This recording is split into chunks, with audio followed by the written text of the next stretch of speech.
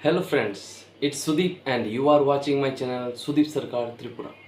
हम सबको पता है कि होमोसेपियंस का उत्पत्ति हुआ है गोरिल्ला, शिम्पांजी, ओरांगोटांग और बोनोबोस जैसे प्रजाति के इवोल्यूशन के बाद। पर ये कुछ सालों का विषय नहीं, हजारों लाखों साल पहले से ये चलता आया है। आज की इस वीडियो में हम जानेंगे कि किस प्रोसेस से गुजरकर होमोसेपियंस का उत्पत्ति हुआ है। इसको पूरी डिटेल से जानने के लिए वीडियो को स्किप मत कीजिएगा और गहराई से जानते आइए। चलिए पहले बात करते हैं होमिनॉइड्स की। होमिनॉइड्स यानी कि जिनके क्वाड्रूपेड्स थे, यानी 4 पैर थे। हालांकि सामने के 2 पैर हाथ जैसे इस्तेमाल कर सकते थे। आज से 25 मिलियन साल पहले होमिनोइड्स का जन्म हुआ और वो हुआ प्राइमेट्स के इवोल्यूशन के बाद। प्राइमेट्स जिनके पूंछ हुआ करते थे, धीरे धीरे उनके पूंछ गायब हो गए और उनके पूंछ गायब होने का मेन रीजन कहा जाता है कि TRVX नाम का एक जीन है और दूसरा रीजन है ये पहले पैर पे चलते थे, बाद में ये जमीन पे चलना शुरू कर दिए थे और जमीन पे चलने के लिए पूंछ का जरूरत नहीं पड़ता था, तो धीरे धीरे इवोल्यूशन के बाद उनका पूंछ ही गायब हो गया और फिर जन्म हुआ होमिनोइड्स का। इनको ग्रेट एप्स भी बोला जाता है और इनमें से है जैसे कि शिम्पांजीज, गोरिल्ला, ओरांगओटांग और बोनोबोस। ये सब के बाद इवोल्यूशन के बाद आता है ह्यूमन। और ग्रेट एप्स और ह्यूमन का जो स्पीसीज है, इन सबको एक साथ में एक साइंटिफिक नाम से बुलाया जाता है होमिनिड्स।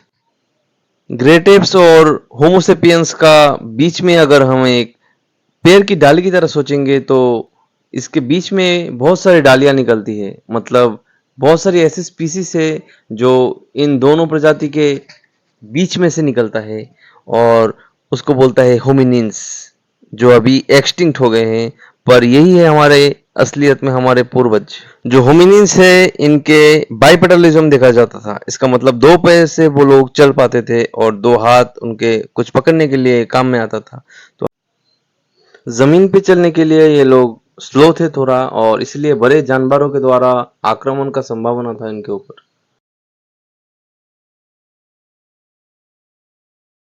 तो दोस्तों, आज से 4.4 मिलियन साल पहले आया था इंसानों का पहला पूर्वज, जिसका नाम है आर्डिपिथेकस रेमिडस। ये पहले अफ्रीका में पाए जाते थे और इनके हाथ बहुत लंबे लंबे थे। हमारा ये पूर्वज ज्यादातर फल और पेड़ पौधे खाते थे, पर इनके खाने में ज्यादा वैरायटी ना होने के कारण, सिर्फ फल और पेड़ पौधे खाने के कारण इनके दिमाग का आकार छोटा रह गया, इतना ज्यादा विकसित नहीं हो पाए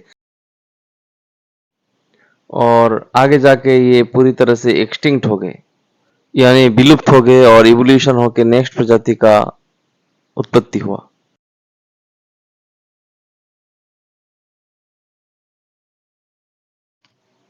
पर इनके आपस में तालमेल बहुत अच्छे थे और ये बहुत शांति से रहते थे। और जो पुरुष प्रजाति है वो खाना लेके जाते थे और हमेशा जो फीमेल पार्टनर है उनको देते थे, इससे बच्चों को भी खाना मिलता था।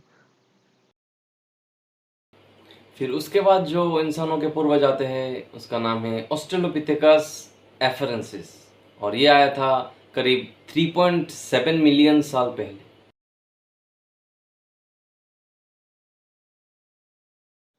इनके जो फोसिल्स डिस्कवर किए गए हैं, इससे पता चलता है इनका जन्म पहले हुआ था इथियोपिया में। इनके जो फोसिल्स है इससे मालूम चलता है कि ये स्टोन का इस्तेमाल करना सीख गए थे और कुछ शार्प स्टोन यूज करते थे कुछ चीजों को तोड़ने के लिए। इसका दूसरा नाम है लूसी, और इसके हाथ बहुत लंबे लंबे थे, घुटनों तक इनके हाथ आ जाते थे, और ये ओमनिवोरस प्रजाति के प्राणी थे। मतलब मांस भी खाते थे और पेड़ पौधे भी खाते थे।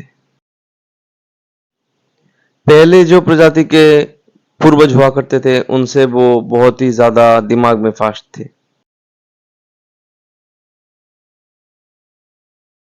और नेक्स्ट जो होमोसेपियंस के एंसिस्टर है उसका नाम है होमो हेबिलिस, और होमो हेबिलिस का मतलब है हैंडीमैन, यानी हाथों का इस्तेमाल जिसको अच्छे तरीके से आता था। स्टोन या दूसरे कोई भी शार्प चीज़ों से कुछ चीज़ों को काटने का काम वो आसानी से कर पाते थे।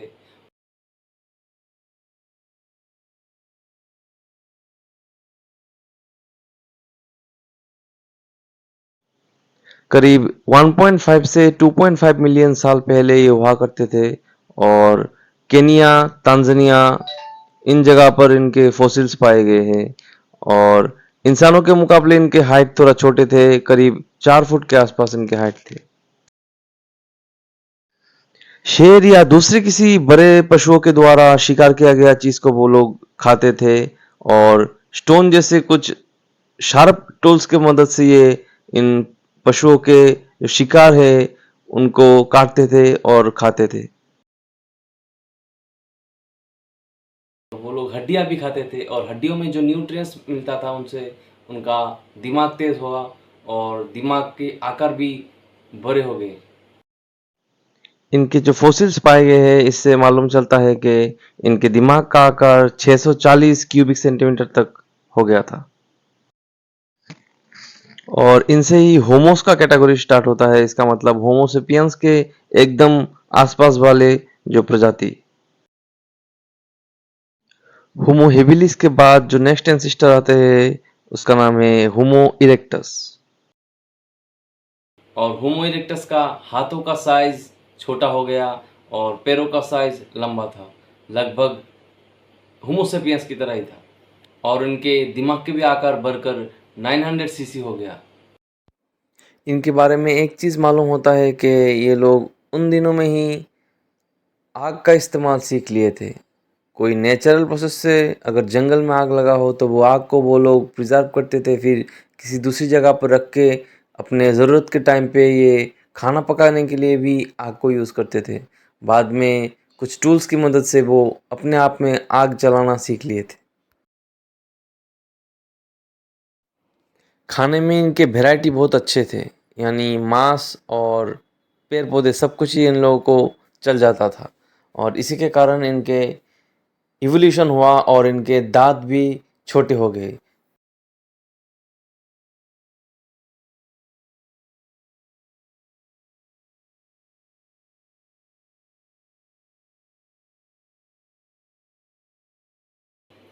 और होमोसेपियंस के जस्ट पहले का जो पूर्वज है उसका नाम है होमो निएंडरथालेंसिस। ये जर्मनी के निएंडर वैली में पहले पाया गया था इनका फॉसिल्स, इसके कारण इनका नाम हो गया निएंडरथालेंसिस। ये 4 लाख साल पहले इनका जन्म हुआ था और 40,000 साल पहले तक भी ये हुआ करते थे।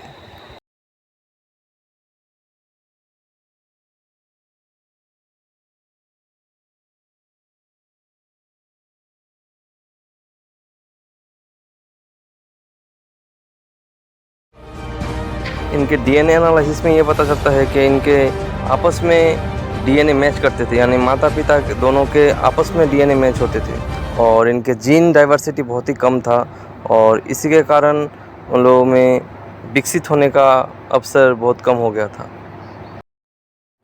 हालांकि बहुत सालों तक निएंडरथैलेंसिस और होमोसेपियंस एक साथ रहते थे, बाद में ये एक्सटिंक्ट हो गए। पर इनका दिमाग बहुत फास्ट था और इनके दिमाग का साइज़ लगभग होमोसेपियंस की तरह ही था, 1300 से 1500 क्यूबिक सेंटीमीटर के बीच में था और इनके हाइट भी होमोसेपियंस के जैसा ही था, लगभग 5 फीट के ऊपर।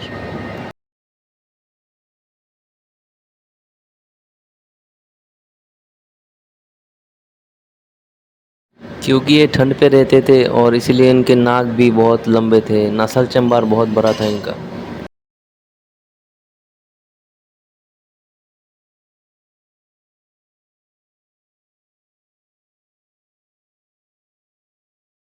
और फाइनली आता है होमोसेपियंस। 1,60,000 साल पहले करीब करीब होमोसेपियंस आए थे, पर इसके पहले भी आए थे, वो उतना एडवांस नहीं था और निएंडरथालेंसिस के साथ होमोसेपियंस कोलाबोरेट करके रह रहे थे। करीब 28,000 साल पहले भी ये दोनों एक साथ रहते थे। एक रिसेंट डीएनए की रिसर्च से पता चला है कि यूरोपियन कंट्रीज़ में अभी भी 2% होमोसेपियंस ऐसे हैं जो निएंडरथालेंसिस के डीएनए लेके चल रहे हैं। होमोसेपियंस, होमोनॉयड और होमिनिन इन सारे प्रजातियों में से सबसे ज़्यादा एडवांस है। खाने में ज़्यादा वैरायटी के कारण से इनके दिमाग भी बहुत डेवलप हुआ है और दिमाग का साइज़ करीब 1350 क्यूबिक सेंटीमीटर तक है। होमोसेपियंस में भी बहुत सारे चेंजेस देखने को मिले हैं, जैसे कि आंखों का कलर हर किसी का अलग अलग होता है, फिर स्किन कलर हर किसी का अलग अलग होता है। स्किन कलर इवोल्यूशन का कारण है। जो होमोसेपियंस पहले नॉर्दर्न हेमिस्फीयर में रहते थे, वो लोग का धूप कम लगने की वजह से और ठंड ज़्यादा रहने की वजह से स्किन कलर थोड़ा वाइटिश था, और जो एशियन कंट्रीज़ में या फिर धूप वाले एरिया में आए हैं ज़्यादा, वो वहाँ पर उन लोगों का स्किन कलर थोड़ा ब्लैक कलर का है।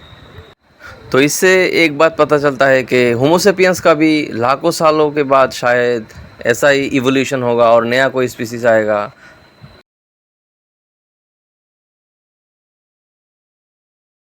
तो दोस्तों यही था होमिनिड से होके होमिनिन के बाद होमोसेपियंस की ये इवोल्यूशन की कहानी। अगर आपको मेरा वीडियो अच्छा लगा तो मेरे वीडियो को लाइक कीजिए और चैनल को सब्सक्राइब कीजिए।